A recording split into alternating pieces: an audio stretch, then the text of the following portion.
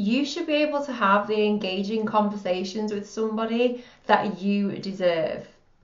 That's a fact.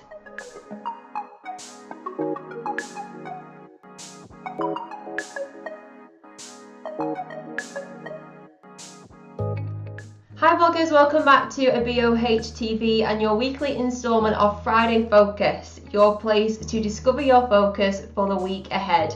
I'm here to teach you how to get a breakthrough with your online presence so you can build your confidence and make an impact. Have you ever been having a conversation with someone and then they start looking at their phone? Or have you ever been in a conversation with somebody and you take a sneak look at your phone? If you said yes to either of those questions, then you're not alone. But by doing what we just described, you're basically favouring your mobile phone over having a conversation with an actual human being. And the thing is, you may not even notice when it's happening to you because it's become such a normal part of life. But this can have a really big impact on our relationships and our conversations in particular. Now, you might think that when we're staring at our phones that we are connecting with somebody, whether it's through social media or text. But this actually disrupts our present moment in personal relationships, which isn't good because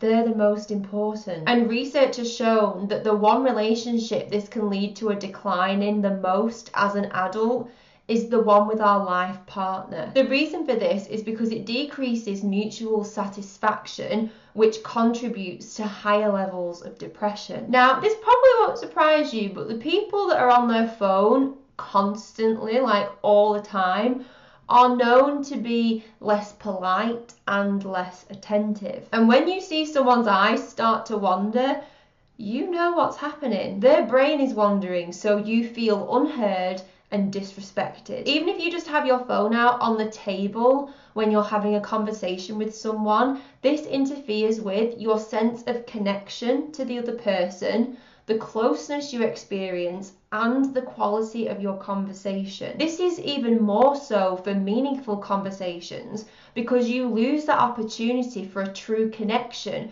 which is the core of any relationship. In the simplest way possible, many of the problems associated with smartphones are due to distraction. So it's no surprise that conversations without a smartphone are of a much higher quality than if there was a smartphone present. And this is regardless of people's age, gender, ethnicity, and mood. We feel more empathy when there are no smartphones present. It makes sense, doesn't it? When we're looking at our smartphones and not each other, we're not reading other people's faces. We don't hear their tone of voice or notice their body language. We don't notice anything. So there's no wonder that it harms relationships. So why do people do this in the first place? Well, it won't come as a surprise to you that fear of missing out and lack of self-control are the two biggies. But the main reason is addiction. We're addicted to our smartphones and the internet, and this kind of addiction is as real as any drug addiction. I just think about what impact this is going to have on my future children if I'm lucky enough to have any, because their brain and social skills will still be under development. Our greatest need after food is positive social connections with other people. We're social people and we crave a sense of belonging because that is crucial to our health and our happiness. A lack of social relationships is actually worse for you than high obesity, smoking, and high blood pressure. I know. So instead of opting for face-to-face interactions, we go to social media. So how do you stop it? Well, the answer is simple, really.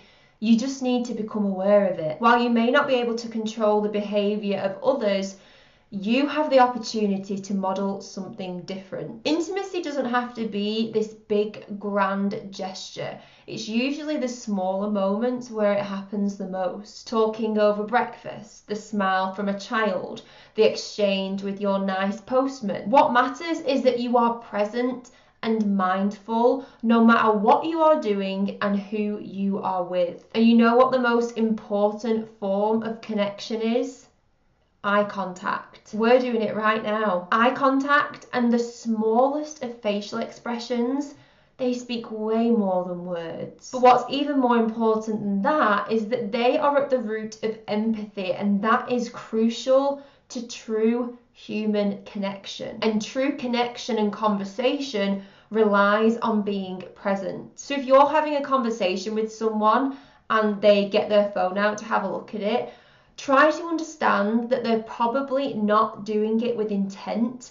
They're just following an impulse to connect. And even worse, spending so much time on the internet or with our phone means that we start to disconnect from ourselves. We hunch over a screen, strain our eyes, and tune out completely from even the most basic human needs: sleep, exercise, food. I know that I've been so deep in work mode that I've checked the time and gone, whoa, I definitely missed lunch. So by spending more time online, we're not only compromising our own relationships, but we're also losing a lack of self-care time and decreasing our productivity. So the next time you're with someone and you are tempted to look at your phone, don't.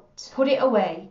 Look them in the eye and listen. Do it for them, but do it for you too. Are you guilty of this, or has it happened to you? I think this is such a good talking point, so I would love to know your thoughts in the comments. If you want this slice of Friday Focus in your inbox every single week, then make sure you subscribe to this channel so you never miss an episode. That's all for today, bloggers. Thank you so much for watching. I really appreciate it. Make sure you subscribe for more strategy solutions so you can get one step closer to a breakthrough. You just bossed it.